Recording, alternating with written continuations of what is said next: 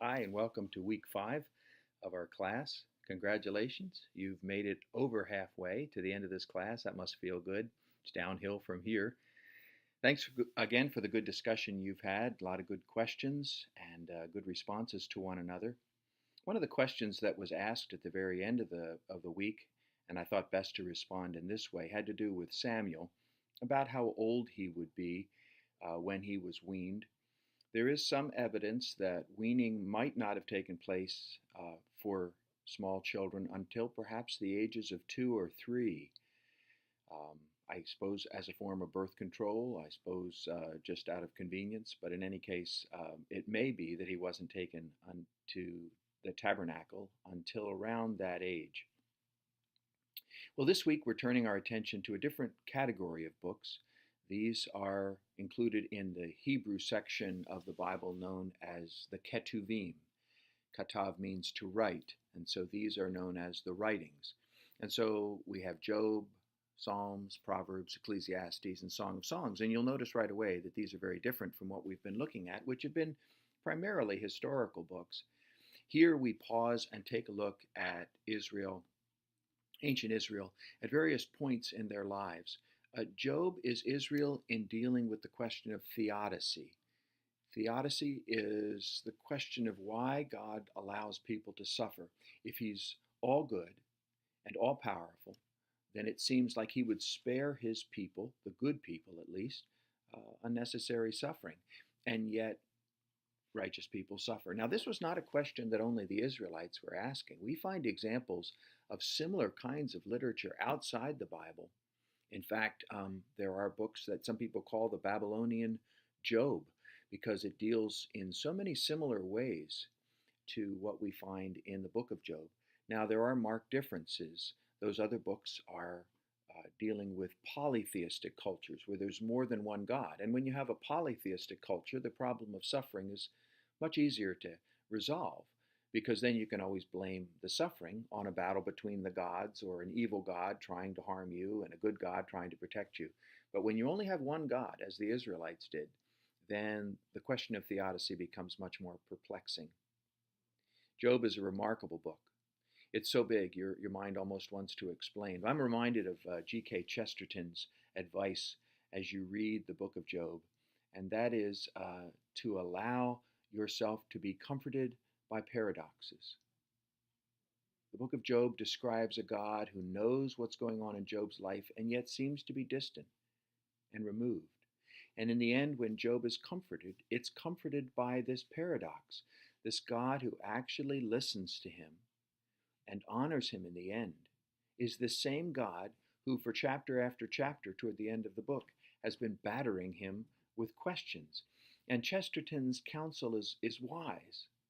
He says it is comforting to receive these paradoxes because it reminds one that you're not really doubting until you're doubting your own capacity to understand. And this is where Job comes at the end. He says, I didn't understand. I spoke of things I didn't know. Now, when we turn to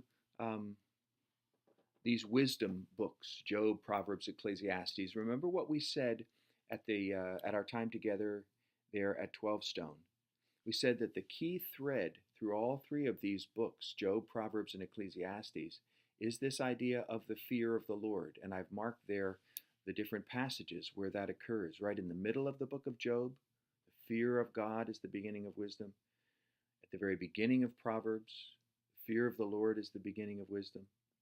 And there at the end of Ecclesiastes. In each case, it's a question of helping the Israelites to understand what the truly righteous Israelites should be in the face of suffering, in the face of everyday life, and in the face of meaninglessness. When we turn to Psalms, it's as if we're going to church. This is the hymn book of Israel's worship. Its title in Hebrew is Sefer Tehillim, which means Book of Praises.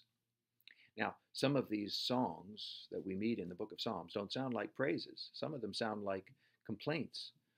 But remember, this too is a form of praising. If you're taking your concern to God instead of taking it into your own hands, that's a form of praise.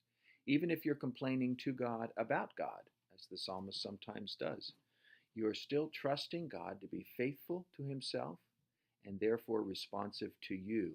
And this is a form of praise. I think we have too small of an understanding of praise. It only means that we're always happy. No, that's not the biblical picture of praise. The biblical picture of praise is to be confident in God, regardless of one's emotion. The main theological emphasis, I think, of the book of Psalms is this idea of God as king. But it isn't God as king like Henry VIII. It's God as king like a tribal chief or like a shepherd. And so in many ways, a psalm like Psalm 23, which describes God, Yahweh, as the psalmist's shepherd, is a picture of what it means to have God as king. It means to have God's concern expressed on your behalf, and it means that you, as one of his flock, need to be obedient to him. I want you, as you read through Psalms, the selected Psalms this week, to be paying a special attention to what they have to say about God's rule over the life of the Israelites. A word about Hebrew poetry. It's similar to Western poetry in that it makes heavy use of imagery, a lot of metaphor, but it's different. We tend to use rhyming words. They used rhyming thoughts, what we call parallelism. Now, parallelism looks different, and I've spent some time in the textbook talking about the different kinds of parallelism. You might want to go back and refresh your memory on that. But essentially, we're dealing with two statements in each verse where similar things have said. One main idea is being brought out in two slightly different or largely different ways. So you might want to go back and review that introductory material about the nature of Hebrew poetry. I think that would help. Some people have said we can find Christ in the Old Testament. Other people have said, no, you can't find Christ in the Old Testament. But I think that both of them are right. No, you can't find Jesus in the Old Testament, although some say that they see him in a theophany or a Christophany like with Melchizedek. But I'm not sure about that. I don't know that we have Jesus, the incarnated Jesus, before we have the incarnation. But do we have Christ in the Old Testament? In other words, the person of Christ as God manifesting himself to his people. I do think we see that all throughout the Old Testament, not just in the Psalms, not just in reference to the Son of Man, but all throughout the Old Testament, including the Psalms. Because remember, this is about God's story of redemption, about God's accomplishing his plan both in an ultimate way and in a workaround way, in an intermediate way. Well, the ultimate way that God was pointing to was Christ, and so everywhere that's anticipated, I think you can find Christ. The workarounds all anticipate Christ. They're all manifestations of Christ, like the law. And so I think you can find Christ in the Old Testament. I think you can find him in the Psalms. Remember, this is about God as king, and Christ is God's kingship made evident to us, riding in on the colt into Jerusalem, seated on his throne in the book of Revelation, but even ruling over nature and humanity as he walks around through Galilee and Judea. So just as you find Christ in the New Testament embodied, you find Christ in the Old Testament anticipated. One more word about Song of Songs. This is a wonderful book. Many people read this book as a picture of God's relationship to humanity, and I think rightly so. But that doesn't mean that's the only way it can be understood. It is also a picture of human intimacy, where God provides humanity a way of being reconciled to one another. Remember that interpersonal alienation. And God provides this interpersonal reconciliation. And I think you'd agree that this relationship that we call marriage, that you find pictured in the Song of Songs, is God's greatest gift at interpersonal reconciliation.